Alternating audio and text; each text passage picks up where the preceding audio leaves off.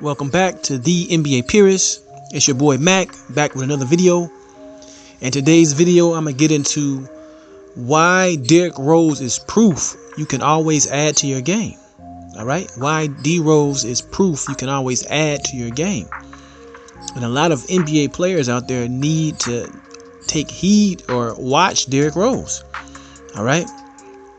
Now, being from Chicago, I know Derrick Rose, his story quite well. As far as when he came to the Bulls, drafted to the Bulls, being an MVP, leading that team into the playoffs, just being a whirlwind athletic talent, man. Now, when I tell you this guy could go through the hole, you can watch the highlights and actually posterize, power forward centers, jump right over him and dunk on him. All right, this guy was, he was the picture definition of athleticism. All right, but now as he has fought back through the injuries and changed his game somewhat, as he has gotten older, also changed his game into a consistent mid-range shooter. All right, he's still fast enough to get to the basket and finish. All right, but what should be something that a lot of NBA players nowadays should take heed to was how Derrick Rose added that mid-range jump shot to his game. Okay, he added it to his game. Now, players that could benefit from this, just right off rip, my beloved Chicago Bulls, Zach LaVine, adding a consistent jump shot. All right, mid-range jump shot, would improve his game, tremendously, man. Tremendously. Okay. The guy out there for the Pelicans, the point guard, Lonzo Ball. All right. He takes a lot of three-pointers, but developing a pull-up mid-range jump shot, would do wonders for his game. Anyway, this guy has to become more aggressive. But the point I'm talking about, D Rose, man. If you was around with Derrick Rose before the injuries, like I said, you was awestruck at the talent this guy had, man. Okay, the talent this guy had, but he was stripped of a lot of that talent and athleticism because of these injuries. Okay, now Derrick Rose was most compared to Russell Westbrook in the day because these was two small guards who had a lot of spring, could posterize anybody, and was a highlight reel. But now Russell Westbrook is gotten quite older. He still can dunk, he still can get to the rim, but a lot of times he's finishing with a layup.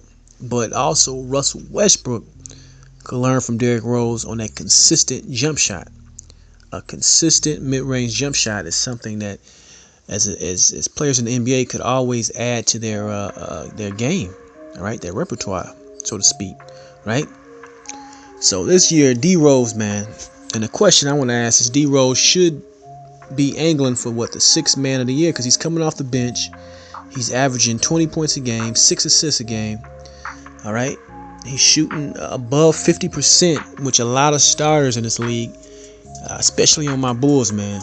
And that's why the Bulls are looking like another lackluster year, because there's two self-proclaimed stars. I'm gonna say Larry Marketing and Zach LaVine shooting poor percentages, man. All right, being volume shooters, taking bad shots. All right, which Derrick, like I said, you should watch Derrick Rose and see how you can add to your game. All right, he's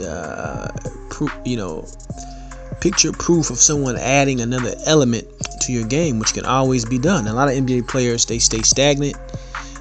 They basically do the same thing until they fall off. So while these guys are young and adding other elements to their game, whether it be more defense, whether it be bulking up, developing a post game, or even that mid-range jump shot, which Mac likes to talk about, if you add that, it'll free you up. All right, it'll free you up for the drive. It'll free you up, to take pressure off you. Okay, adding that mid-range jump shot.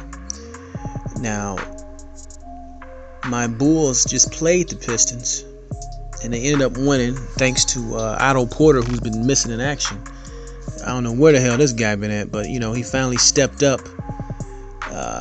in that last game, right? I believe Otto had about 22 points, and he shot a good percentage, man. Right? He shot a good percentage, and the Bulls are gonna need that this year to do anything.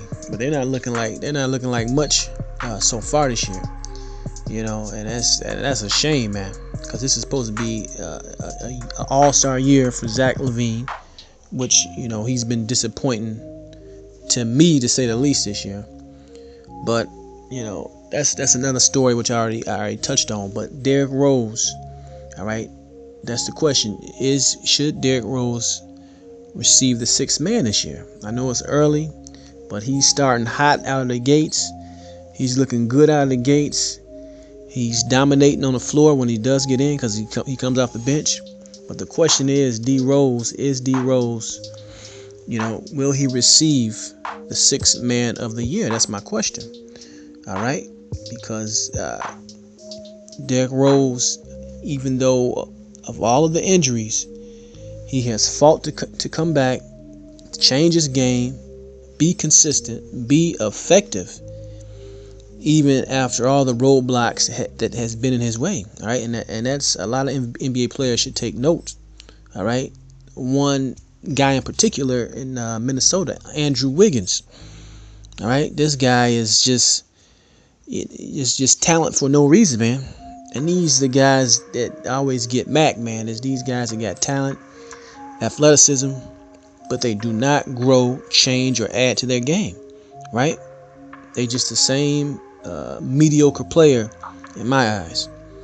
All right, but like the video, subscribe, share. Got any questions? Leave them in the comment section. See you on the next video.